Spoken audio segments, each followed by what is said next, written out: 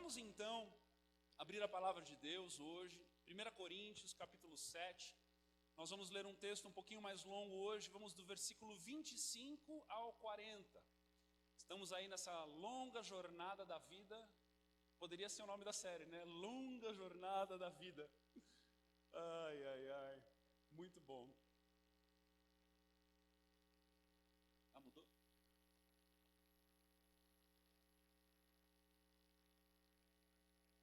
Mudou o nome da série, né, para Mensagem Expositiva de Coríntios. Se você tem acompanhado a gente lá no canal do YouTube, você vai ver que mudou o tema da série, até porque virou, na verdade, uma série da carta inteira, né, e nós vamos continuar até o fim, em nome de Jesus, e vamos ver o processo do Senhor no meio de nós. Amém? Você que foi encontrando, vai se pondo de pé, vamos ler juntos de pé a palavra de Deus.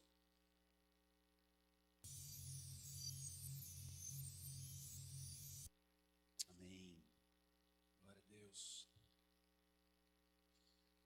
A palavra diz assim: quanto às pessoas virgens, não tenho o mandamento do Senhor, mas dou o meu parecer como alguém que, pela misericórdia de Deus, é digno de confiança. Por causa dos problemas atuais, penso que é melhor o homem permanecer como está. Você está casado? Não procure separar-se. Está solteiro? Não procure esposa. Mas se vier a casar-se, não comete pecado. E se uma virgem se casar, também não comete pecado. Mas aqueles que se casarem enfrentarão muitas dificuldades na vida. E eu gostaria de poupá-los disso. O que quero dizer é que o tempo é curto. De agora em diante, aqueles que têm esposa, vivam como se não tivessem. Aqueles que choram, como se não chorassem. Os que estão felizes, como se não estivessem. Os que compram algo, como se nada possuíssem. E os que usam as coisas do mundo, como se não as usassem, porque a forma presente deste mundo está passando. Gostaria de vê-los livres de preocupações. O homem que não é casado preocupa-se com as coisas do Senhor, em como agradar ao Senhor. Mas o homem casado preocupa-se com as coisas deste mundo e em como agradar sua mulher, e está dividido. Tanto a mulher não casada como a virgem preocupam-se com as coisas do Senhor, para serem santas no corpo e no espírito. Mas a casada preocupa-se com as coisas deste mundo, em como agradar seu marido. Estou dizendo isso para o próprio bem de vocês, não para lhes impor restrições, mas para que vocês possam viver de maneira correta, em plena consagração ao Senhor. E se alguém, aqui no caso o pai, o responsável, acha que está agindo de forma indevida diante da virgem de quem está noivo, que ela está passando da idade, achando que deve se casar, faça como achar melhor, com isso não peca. Casem-se.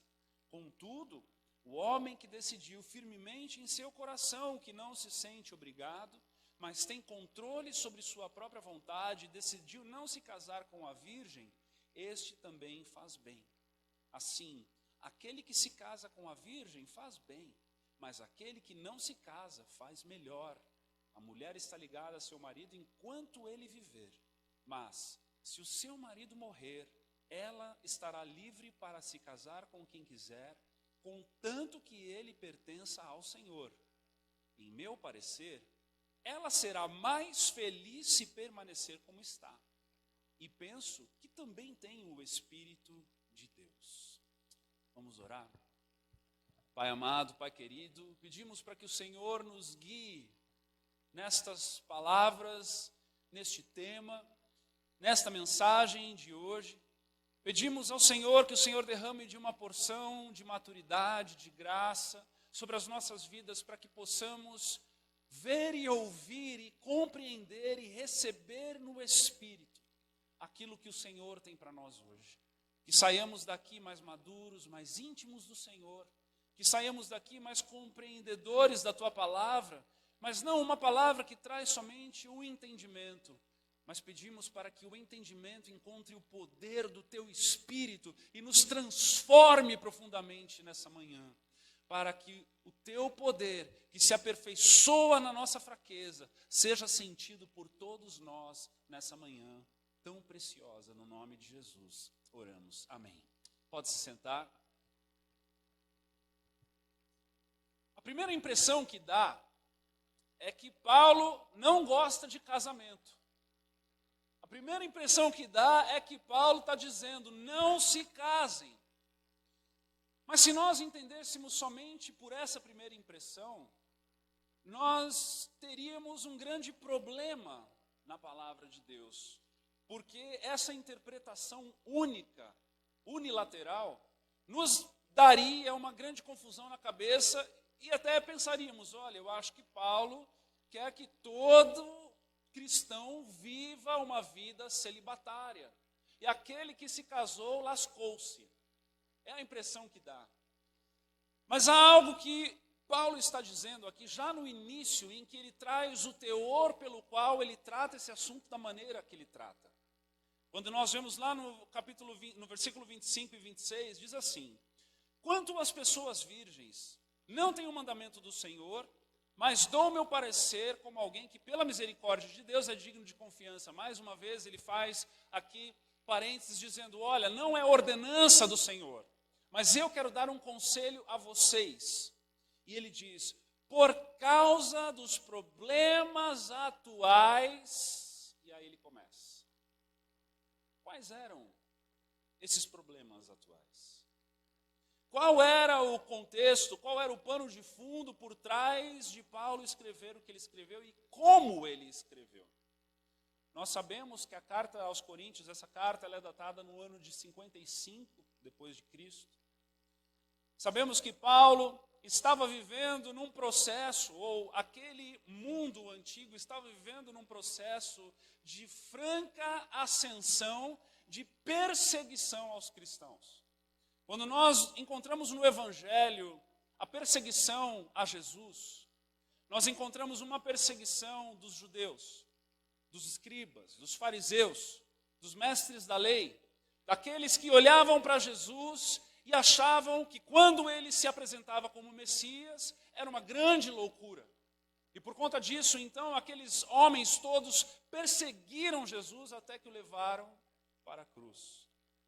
Mas, como se isso não bastasse, aqueles que eram do caminho, antes de serem identificados como cristãos, eles eram identificados como os do caminho. E aqueles que eram do caminho, eles começaram a se multiplicar. E ao se multiplicarem, a perseguição, a raiva desses judeus, a inconformação desses judeus foi se multiplicando igualmente. Nós entendemos também que no momento em que Jesus estava, era um ambiente greco-romano, onde havia uma cultura greco-romana, os romanos já estavam dominando, eram os grandes dominadores daquele mundo antigo, mas havia uma cultura greco-romana, e naquela cultura, então, os judeus, na época em que Jesus estava vivo ainda, os gregos não estavam dando muita bola para os do caminho. O problema é que no ano de 54, um imperador romano chamado Nero toma o poder e este louco começa a perseguir não só agora os judeus, como também os cristãos. E quando nós vemos pinturas ou cantamos músicas em que pessoas eram queimadas vivas, cristãos que eram levantados como tochas de fogo, ou dado de alimento para crocodilos, ou vestiam os cristãos de pele de animais e colocavam entre cachorros ferozes para serem comidos por cachorros. Essa realidade foi toda patrocinada por esse tal de Nero, esse imperador romano. E Paulo está aqui no ano 55, um ano depois em que Nero começa com toda essa loucura, num ambiente muito mais próximo dessa realidade do que os gregos. E ele diz, prestem atenção, o tempo é curto. Os problemas atuais são grandes, porque todos os cristãos que estavam vivendo naquela época, meus amados, eles estavam vivendo um processo cada vez maior de perseguição. Não era uma perseguição ideológica como nós estamos vivendo hoje. Era uma perseguição de assassinato. Era uma perseguição muito brutal, onde famílias eram dilaceradas, pais arrancados de filhos, esposas arrancadas de maridos, pessoas que saíam para a rua e não voltavam para casa. E Paulo, então, com essa urgência, com esse pano de fundo, com esse entendimento, ele não está para brincadeira com aquela igreja, e ele então vai dizer: queridos, prestem atenção, nós estamos vivendo tempos de tribulação. Não é o tempo para nos achegarmos à vida e vivermos de forma prazerosa, mas é tempo de nós olharmos para as circunstâncias atuais e tomarmos uma postura. Provavelmente ele se lembrava da profecia de Jesus, ouvida talvez pelos outros apóstolos, ecoada pelos outros apóstolos, quando Jesus, por exemplo, lá em Marcos capítulo 13, vai dizer no versículo 14: vocês verão o grande terror no lugar onde não deveria estar. Que o leitor entenda o que isso quer dizer. Então, os que estiverem na região da Judéia, que fujam para os montes. Quem estiver em cima da sua casa no terraço, que fuja logo e não entre para pegar nada. E quem estiver no campo, que não volte para casa a fim de buscar as suas roupas. E olha o que ele vai dizer, Jesus, profetizando a respeito, provavelmente, dos fins dos tempos, como também a destruição do templo em Jerusalém. E ele vai dizer no versículo 17: ai das mulheres grávidas e das mães com criancinhas naqueles dias. E ele continua esse texto dizendo: olha, orem para que não seja no inverno, para que vocês não passem frio na fuga. E ele vai trazendo cada vez mais uma perspectiva apocalíptica nesse momento, em Marcos 13, como também em Mateus e em Lucas ele vai tratar esse assunto. Mas precisamos entender que essa mensagem de Paulo, ainda que tenha um pano de fundo de perseguição, da qual eu e você não estamos vivendo aqui no Ocidente, há princípios e fundamentos que o Senhor requer e estabelece por meio da sua palavra para nós cristãos, amém? Você crê nisso? Você crê que toda a palavra é apta para a instrução? Toda a palavra é apta para a admoestação, para o ensino, para o consolo. Então, precisamos entender, Senhor, qual é a nossa porção se nós não estamos no meio dessa tribulação. Sabe, queridos, algo muito lindo de nós olharmos para estes irmãos, de nós olharmos para o ensinamento de Paulo aos gregos, de nós olharmos para o livro de Atos e encontrarmos como a igreja primitiva se multiplicou em meio à perseguição, de como eles viviam uma vida de fé robusta em meio à perseguição. É aqui que está o ensinamento do Senhor para mim e para você nessa manhã. Imagine que em meio à perseguição, talvez a ideia de pronto que confortaria e consolaria o nosso coração seria uma ideia de vivermos em um lugar, buscarmos um lugar de paz, buscarmos um lugar de conforto, buscarmos um lugar onde a nossa família estará segura, buscarmos um lugar onde não há o que temer. Muitos fugiriam para outros países e recomeçariam a vida, e de fato, muito disso foi o que aconteceu nessa época. Agora, a fé robusta que a palavra requer para o cristão é uma fé que ela é capaz de modelar o seu estilo de vida. Não é uma fé que se conforma ao estilo de vida atual, mas é uma fé que provoca um remodelamento, uma reformulação de como eu e você vivemos a nossa vida. Essa é a fé que bate a porta do nosso coração. Este é o chamado de Deus para mim e para você, quando somos convidados ou trazidos das trevas para a luz. O Senhor olha para mim e para você e diz: agora está na hora de eu agir. E Ele começa uma revolução dentro de nós. Uma revolução que vai nos provocar e nos levar a essa fé robusta. E que, aparentemente, ao olhar para esses nossos irmãos de 2000 anos atrás, eles buscavam mais a fé do que a vida.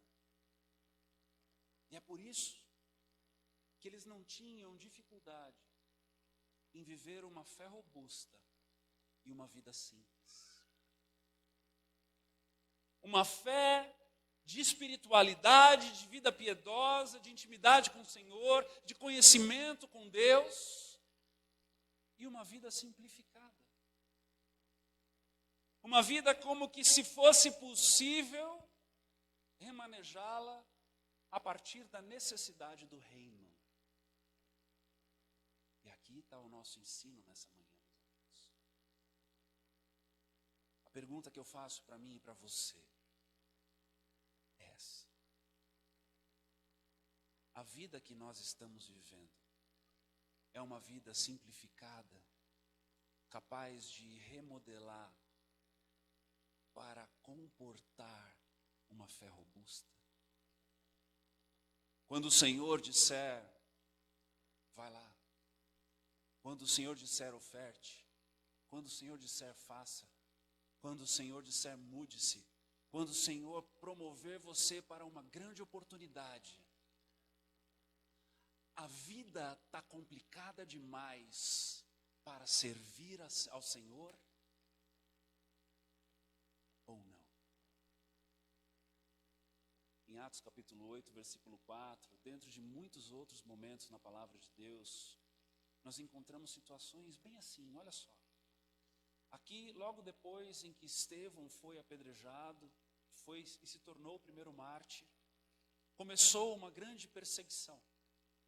E aí os apóstolos ficaram em Jerusalém, mas todos os outros, a Bíblia vai descrever ainda, né? Quando Lucas vai escrever, ele vai ainda fazer questão de dizer, todos os outros foram dispersos. E aí o texto diz assim, em Atos 8:4, os que haviam sido dispersos pregavam a palavra por onde quer que fossem.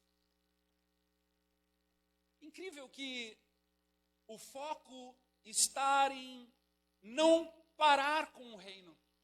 O foco está em não esmurecer por causa da perseguição. O foco não está em, agora eu preciso cuidar de mim, vou dar um tempo de ir para a igreja. O foco não está em, agora eu preciso cuidar dos meus filhos e da minha casa, então eu não posso mais fazer isso ou fazer aquilo, ou gastar tempo com estas coisas. Muito pelo contrário. O sentimento de urgência é um dos pilares de uma fé robusta.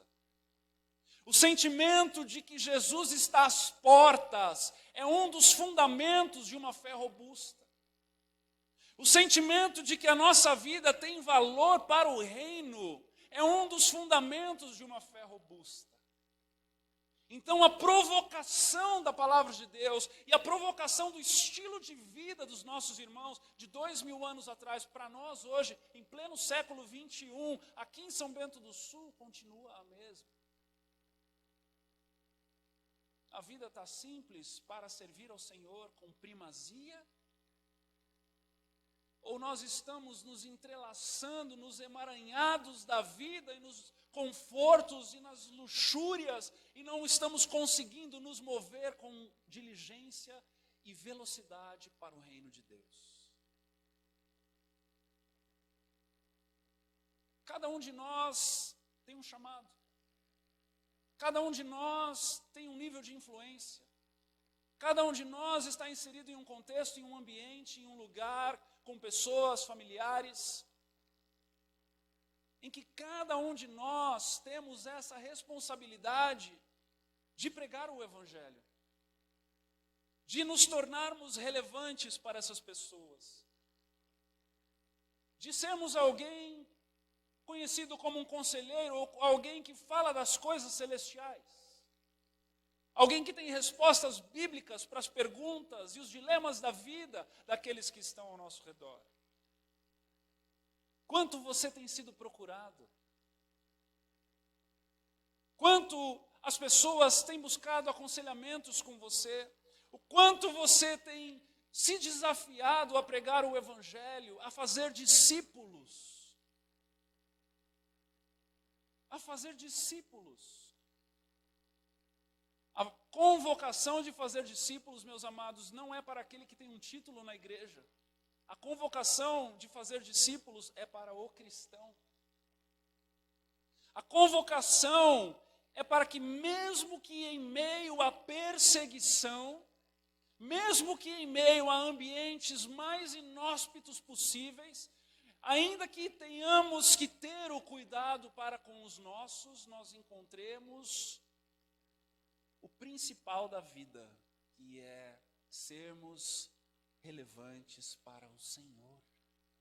Para o Senhor. Para o Senhor. Paulo chega a conformar o casamento, a falar para com as viúvas, a falar para com as noivas, falar para com as virgens, aqueles que estavam por se casar. E por conta de um problema atual, de um contexto de urgência, ele chega ao extremo de dizer, olha, é melhor que vocês não se casem. Isso é para o bem de vocês. Mas também será bom para o reino de Deus, porque vocês terão mais agilidade em fugir das perseguições e poderão continuar pregando o Evangelho. Diga assim comigo hoje, diga, uma vida simples e uma fé robusta. Uma vida simples e uma fé robusta.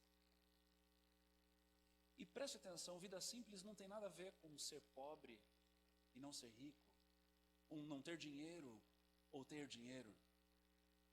Uma vida simples significa ter um coração no lugar certo. Uma vida simples significa não ter distrações. O texto continua dizendo no versículo 32, Paulo continua dizendo assim: gostaria de vê-los livres de preocupações. O homem que não é casado preocupa-se com as coisas do Senhor e como agradar ao Senhor. Mas o homem casado preocupa-se com as coisas deste mundo, em como agradar a sua mulher, e está dividido. Olha só. São princípios que parece que ora ele fala por conta de uma perseguição, ora ele fala por conta de uma experiência, ora ele fala por conta de observar as pessoas ao seu redor. E aí, tanto a mulher não casada como a virgem preocupam-se com as coisas do Senhor, para serem santas no corpo e no espírito. Mas a casada preocupa-se com as coisas deste mundo, em como agradar o seu marido.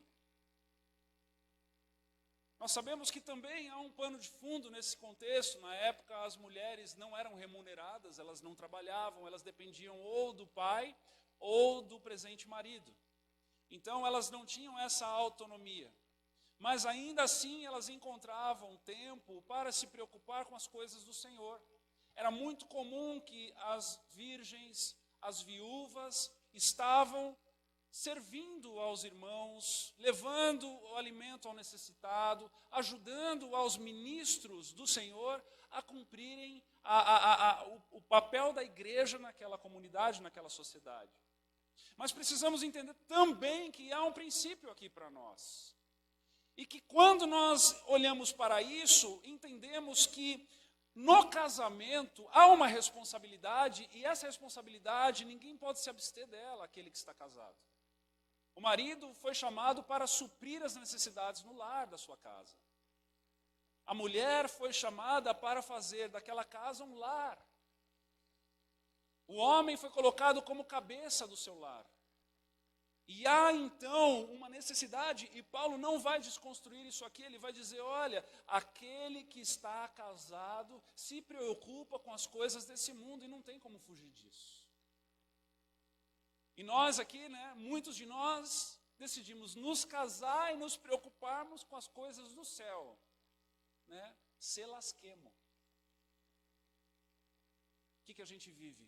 Dividido. Dividido. A gente vive dividido. Mas, pastor, então isso não é possível? É claro que é possível. Paulo era celibato, mas muitos apóstolos de Jesus eram casados. Imagina a alegria de Pedro quando Jesus curou a sua sogra. Então nós entendemos que há uma realidade da qual há uma postura diferente e específica para cada lugar. Agora, será que ser casado é um grande problema para servir ao Senhor? Pode ser que sim, pode ser que não.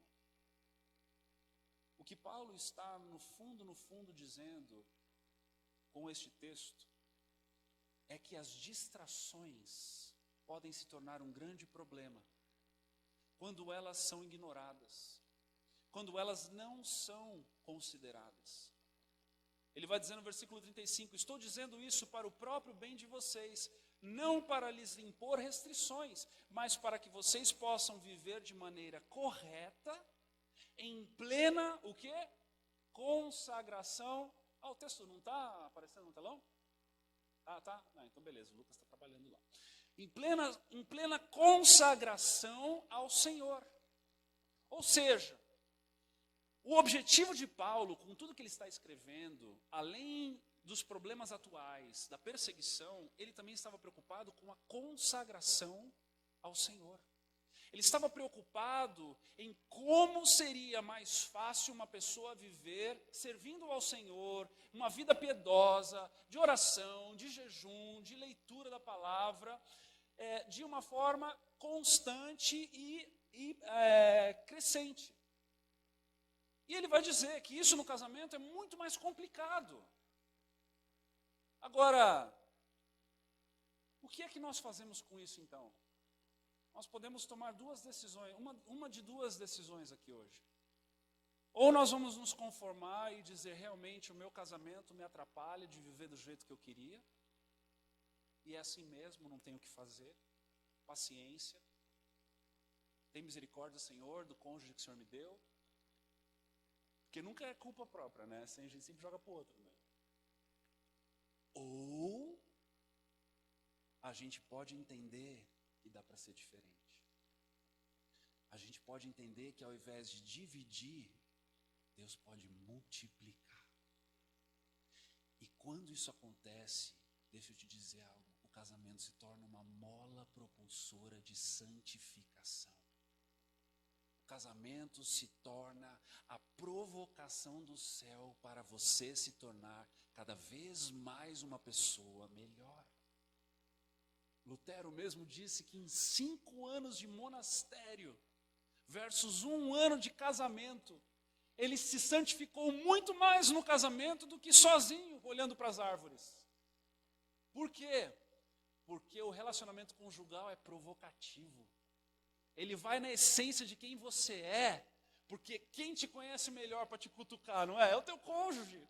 E ali, quando você é cutucado, o que sai de você? O que emana, É aquela graça, aquela compaixão, aquele amor próprio, aquele amor próprio não, Aquele domínio próprio. Amor próprio é o contrário, aquele domínio próprio, Ou melhor, era isso que poderia estar emanando se você entender que não precisa dividir, mas pode multiplicar.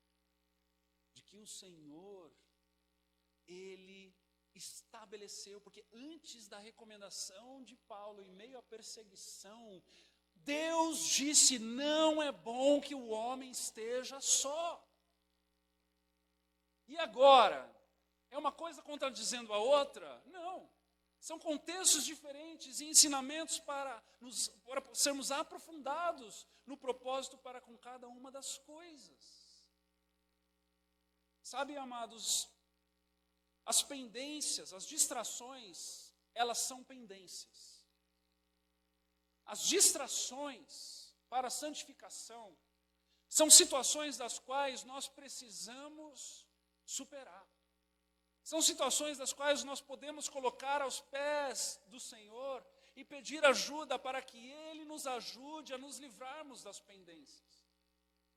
A vida cristã, ela deve ser um processo contínuo e crescente de livrar-se de pendências.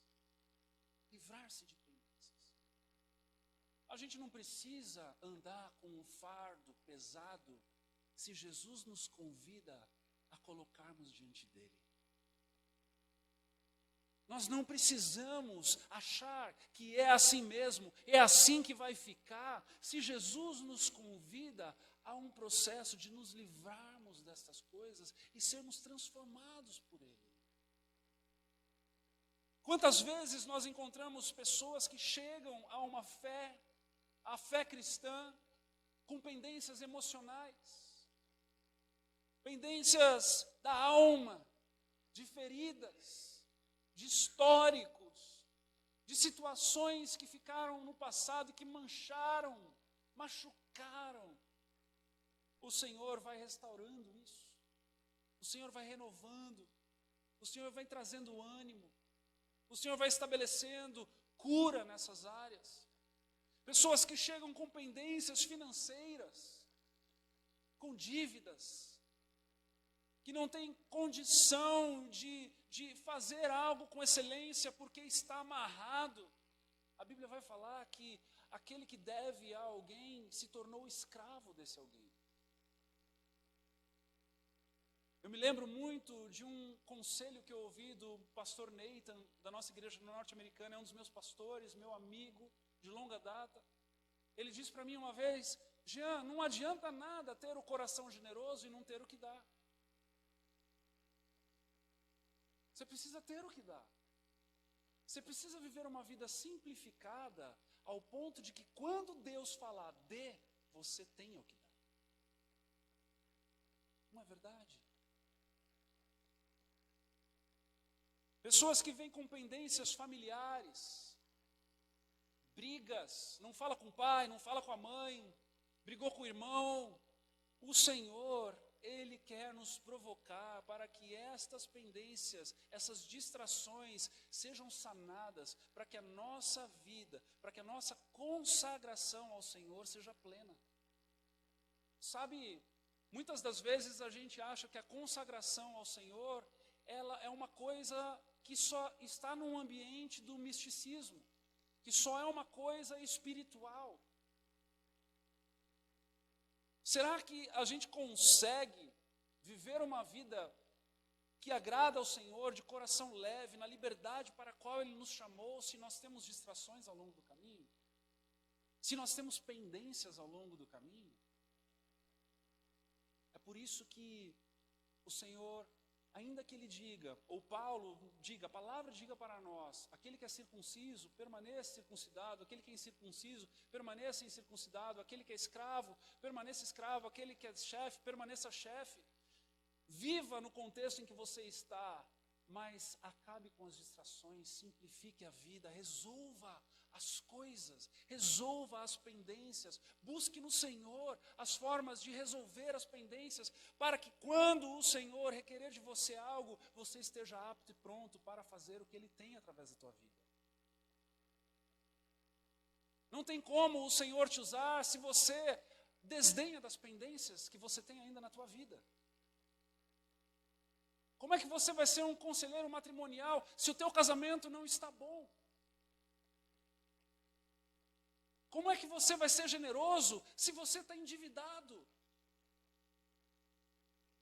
Como é que você vai pregar o evangelho se você deu uns calote por aí? Como é que nós vamos avançar? Como é que nós vamos viver uma vida de consagração ao Senhor, fazendo vista grossa para aquilo que ainda está pendente na nossa vida? Isso é falsidade. Isso é uma fé mentirosa. Isso não tem pé nem cabeça. Você pode ir num culto do poder de Deus, ir lá fazer o seu xerebalé, voltar para casa do jeito que você saiu e não aconteceu nada e você não está interessado em colocar a tua vida em ordem. Tem alguma coisa de errado nessa fé.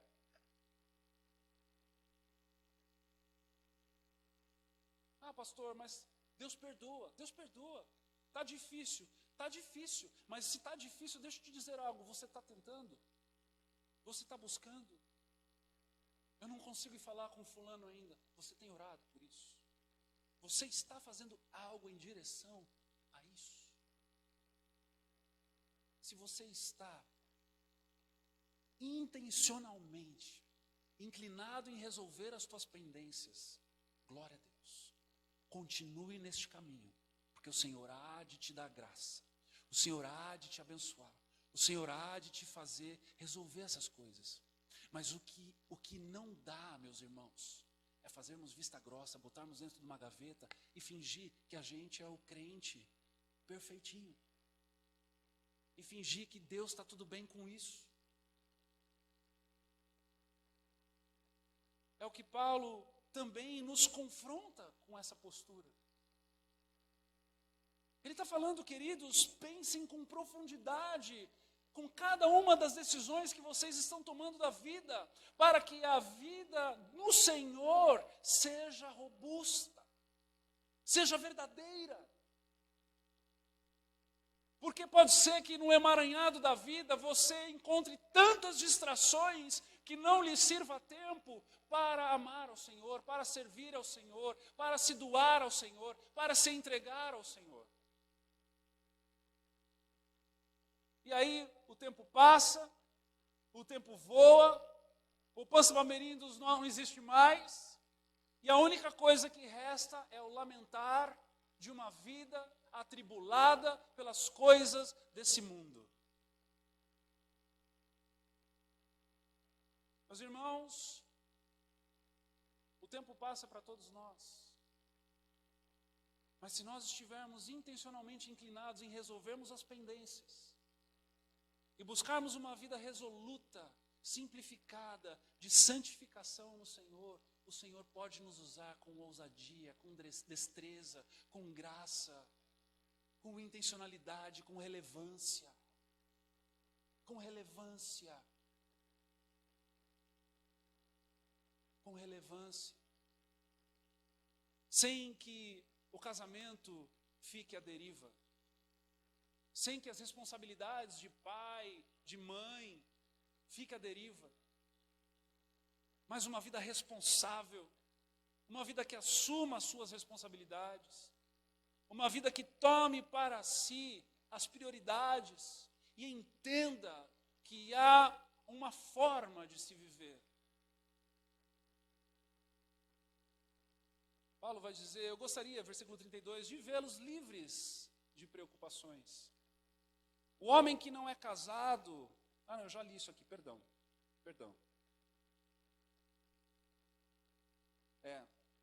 As coisas não resolvidas tomam o coração e roubam a nossa intimidade com o Senhor. Sim ou não? Roubam. Não é verdade? Roubam a nossa intimidade com o Senhor.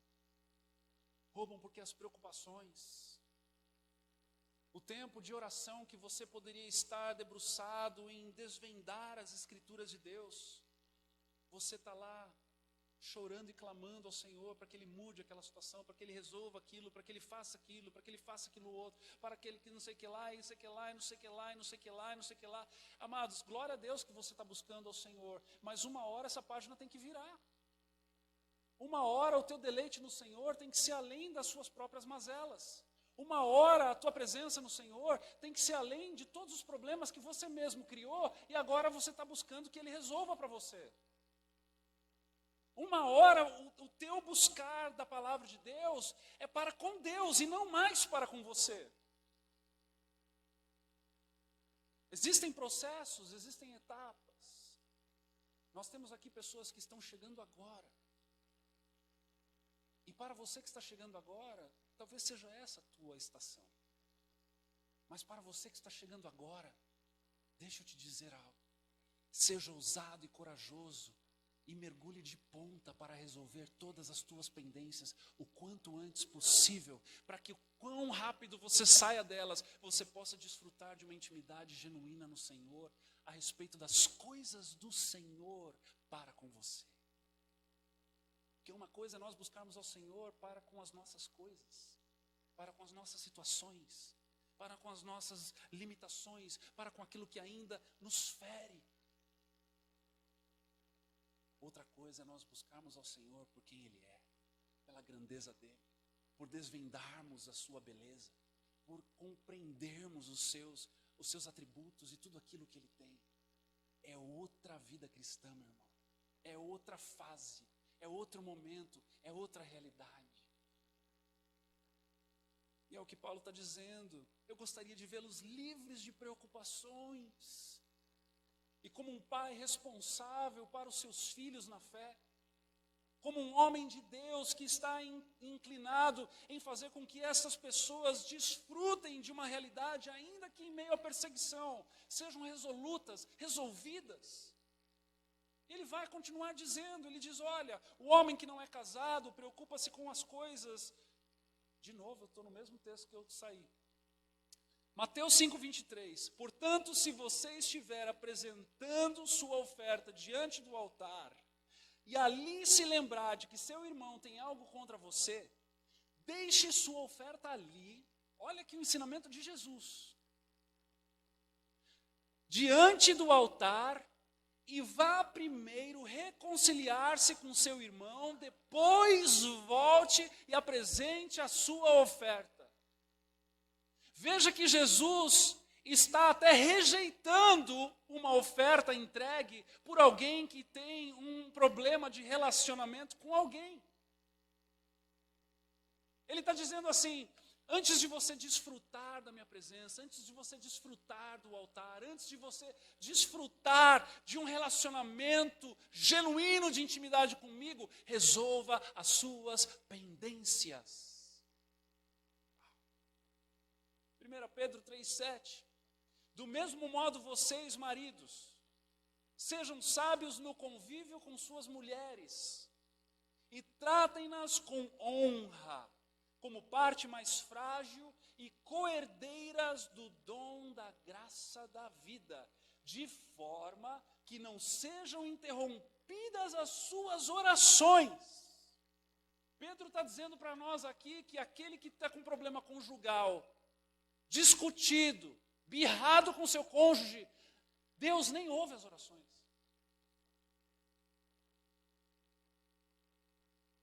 Sério, né? Será que Deus está preocupado com o nosso testemunho? Será que Deus está preocupado que a nossa vida realmente seja uma vida exemplar? Será que Deus está preocupado com uma postura diferenciada da postura das pessoas que ainda estão nas trevas? Olha, eu creio que sim. Eu creio que sim. Eu creio que sim, meus irmãos. É para isso que nós nos gastamos. É para isso que nós estamos aqui levantando líderes, discipuladores, homens e mulheres piedosos, para te ajudar na lida com as pendências, para te ajudar na lida para que a vida seja livre de preocupações, para que a tua única preocupação se torne em agradar ao Senhor acima de todas as coisas, amando sobre todas as coisas e amando ao próximo como a si mesmo. Para isso, nós precisamos estar com o nosso barquinho à vela, de vento em popa, com todos os pesos jogados ao mar, com a vela todinha remendada, pronta para receber aquele vento impetuoso que nos conduz para o destino de Deus. Nós precisamos estar leves, de vida resoluta, com contentamento no coração, com uma vida que agrada ao Senhor e nós estamos satisfeitos com ela. Meus irmãos, se há um mal no capitalismo, são essas propagandas, é essa expectativa gerada no coração de algo sempre a mais, de algo muito além, daquilo que precisa trocar, daquilo que precisa mudar, daquilo que precisa melhorar, da roupa que não dá mais para usar, do carro que já não dá mais para andar. Eu não sei quando eu olho para uns Fuscas rodando por aí, e eu olho e falo, cara, tá aí rodando, né? E a gente, não, preciso trocar o carro, preciso trocar o carro, preciso trocar o carro, preciso trocar o carro. O banco ama isso. Desculpa aí os irmãos que vendem carro, né?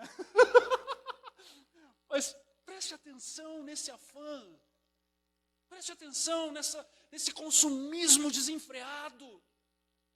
Você está, a hora que você parece que respira, pagou as dívidas, agora não, agora eu estou louco para mais uma. Agora eu quero uma de 5 anos. Agora eu quero uma de 4 anos. Ei, calma, simplifica, deixa Deus te usar. Encontre o contentamento com o que você tem, cuide bem das coisas, seja um bom mordomo e multiplique os teus talentos. Permita com que o Senhor te use de forma ousada, poderosa. Ah, cadê o financiamento de 5 anos para promover um missionário em Guiné-Bissau? Porque para o carro vai de ponta, né? Cadê? Não, eu vou... A gente ouve pessoas que são convidadas a servir em algo para a igreja, na casa de Deus, e elas dizem que vão orar. Eu acho que quem devia orar mais são os ministros que convidam essas pessoas, para ver se elas estão aptas ou não. Porque quando o cara vai pegar uma promoção no trabalho e vai custar mais horas de trabalho, ele não ora, ele aceita, mais dinheiro. Como é que a gente vai entender o que Paulo está dizendo aqui, se nem isso a gente consegue viver? Como é que a gente vai falar de celibato por amor à obra de Deus, se nem isso a gente consegue viver? Se o contentamento não está no meio de nós, se a gente vai se enfiando no meio das coisas, uma atrás da outra, atrás da outra, atrás da outra, atrás da outra, atrás da outra. E Paulo está dizendo aqui, olha, é até melhor que vocês não se casem para que vocês possam servir ao Senhor. Você está maluco, Paulo? Parece que é uma distância, e na verdade é uma distância tão grande do que eu e você vivemos aqui. E eu quero dizer a você, talvez em algumas coisas, por conta de todo esse contexto pagão dos gregos, nós estejamos melhores do que eles, mas deixa eu dizer, como nós lidamos com a vida, nós estamos infinitamente piores do que eles. Porque a gente tem um rei na barriga, que ele não se sacia. Ele não se sacia. Quem que está disposto a viver com as coisas que tem para investir nas coisas do céu? Quem que está disposto a resolver as pendências de casamento, tratar uma por uma, doa o que doer, seja o que acontecer, para ficar livre dessas pendências e avançar para o reino de Deus? Quem é que está disposto a ganhar menos para ter mais tempo com a família, na igreja? Quem é que está disposto a isso? Quem é que está disposto a assistir menos seriados na televisão, no conforto da sua casa, para ir discipular um irmão que está precisando de um conselho que você tem para dar para ele? Quem é que está disposto a isso? Senhor nos chama nessa manhã. O Senhor nos convoca nessa manhã para pararmos, pensarmos, olharmos ao nosso redor, olharmos para nós mesmos, para a vida em que nós estamos vivendo e nos perguntarmos: eu estou simplificando ou eu estou complicando? Eu estou simplificando o agir de Deus através de mim? Simplificando a minha vida para que Ele possa fluir? Ou eu estou complicando e colocando um monte de coisas na frente? Eu pergunto isso para mim também, queridos. Eu pergunto isso para mim também. O que é que eu estou fazendo que eu não precisaria estar para servir ao Senhor ainda mais? O que é que nós estamos fazendo que nós não precisaríamos estar fazendo para servirmos ao Senhor ainda mais? Sem deixarmos das responsabilidades de mantenedor do lar, daquele que provê um futuro promissor para os filhos. Não estou falando disso, não. Não estou falando de loucuras no sentido de irresponsabilidades. Mas eu estou falando de alguém que está entendendo que precisamos estar livres das preocupações para andarmos nos caminhos de Deus que Ele tem para nós. Último momento, último trecho do texto que eu quero ler para você, a partir do versículo 36.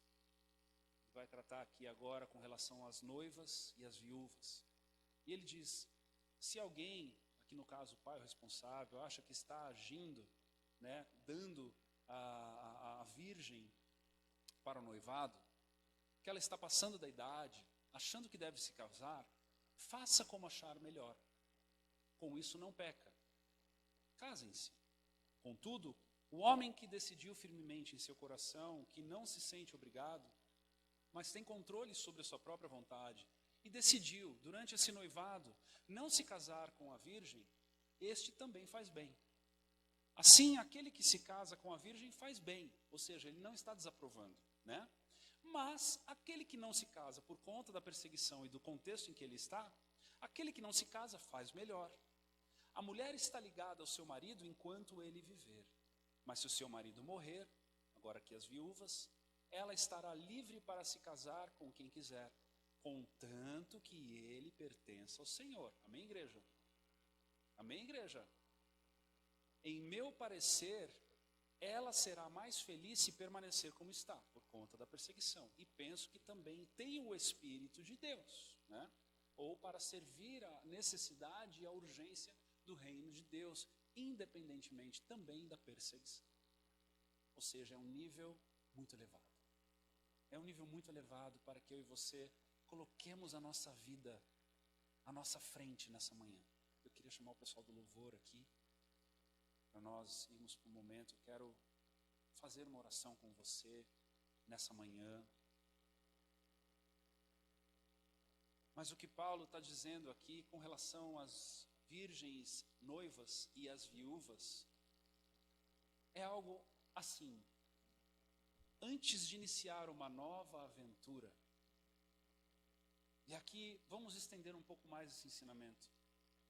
Antes de você iniciar uma nova profissão, um aumento de carga horária, uma mudança no seu trabalho, a aquisição de um imóvel, de um carro, de alguma coisa que vá comprometer o teu orçamento, o teu tempo, de alguma coisa que vá gerar uma responsabilidade, de alguma coisa que vá gerar um desgaste maior. Pare. Pense. Por favor, ore. Veja o que Deus quer de você.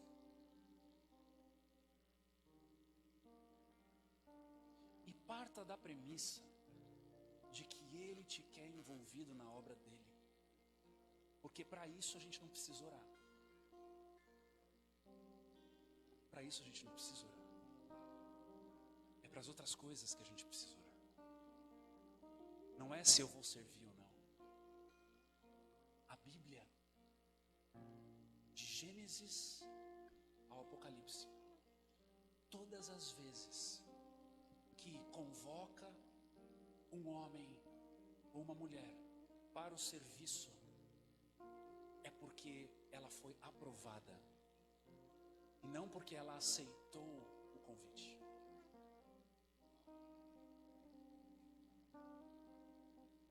Se alguém te convocar para qualquer coisa que diz respeito ao reino de Deus, considere como uma honra maior de todas. Nós não iremos mais ficar barganhando voluntário nessa igreja. Nós não vamos ficar correndo atrás de pessoas, implorando para que elas sirvam nessa casa. Ou a nossa igreja vai amadurecer e entender que é uma questão de honra, ou nós vamos nos virar com o que nós temos.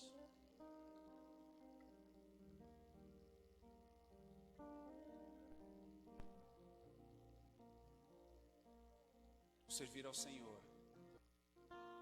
é a vocação sobremodo excelente. Seja o que for, meus irmãos, seja o que for, precisamos colocar as coisas no lugar certo.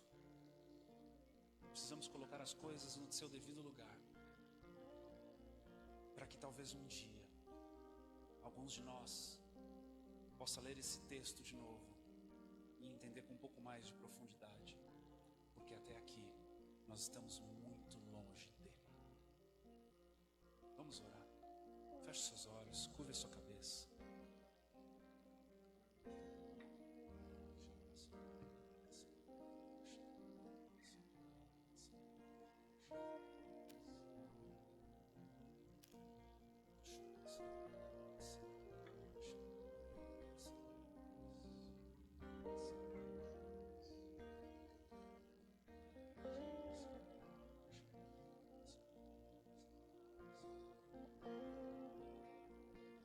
Senhor,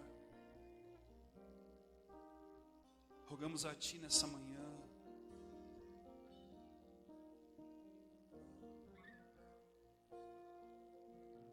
para que essas sementes tenham encontrado terra fértil no nosso coração, para que esse entendimento,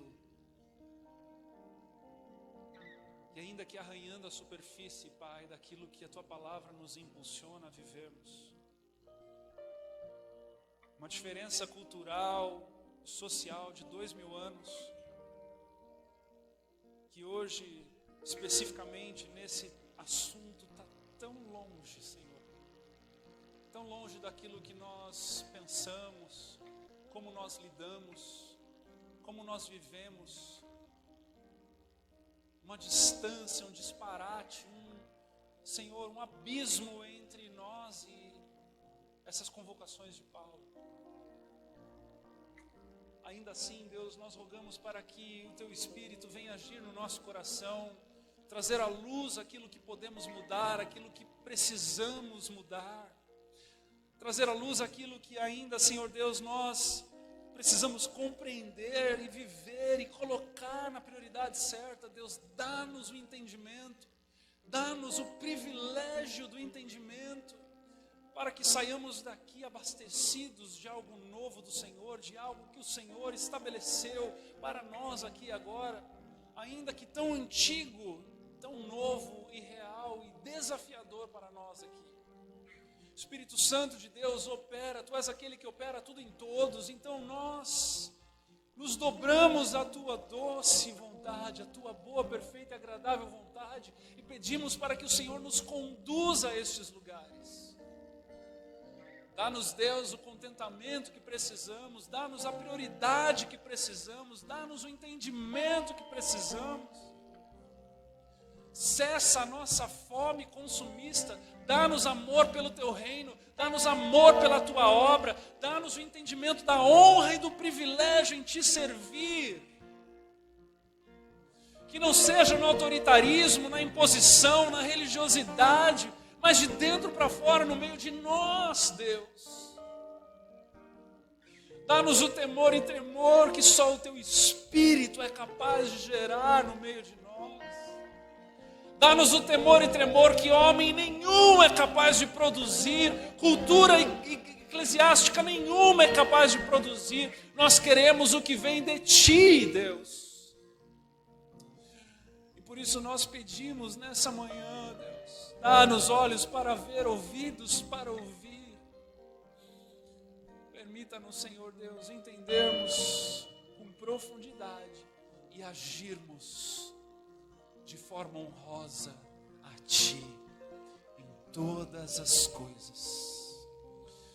Senhor, eu oro também pela vida dos meus irmãos que estão na estação das pendências, que estão na estação das coisas ainda que não foram resolvidas, na alma, no âmbito familiar, na falta de perdão, nas dívidas financeiras, tudo aquilo que é pedra de tropeço para servir ao Senhor, tudo aquilo que ainda, Senhor, de certa forma desacelera o agir e o cumprir do Teu propósito sobre a vida dos meus irmãos.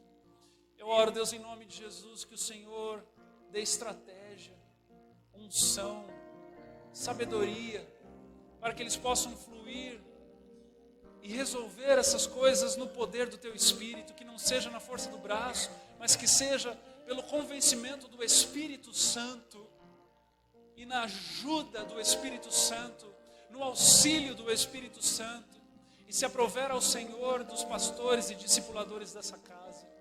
Ajuda-nos a ajudarmos, para que estes que estão sendo ajudados possam em breve ajudar aqueles outros que precisarão também ser ajudados. Ajuda-nos a colocarmos a nossa casa em ordem. Ajuda-nos, Deus. Ajuda-nos, Senhor. Ajuda-nos a sermos como a lamparina no topo de uma montanha, que ao brilharmos as pessoas vejam a Tua luz em nós, em nome de Jesus, amém e amém. Vamos ficar de pé, vamos adorá-lo.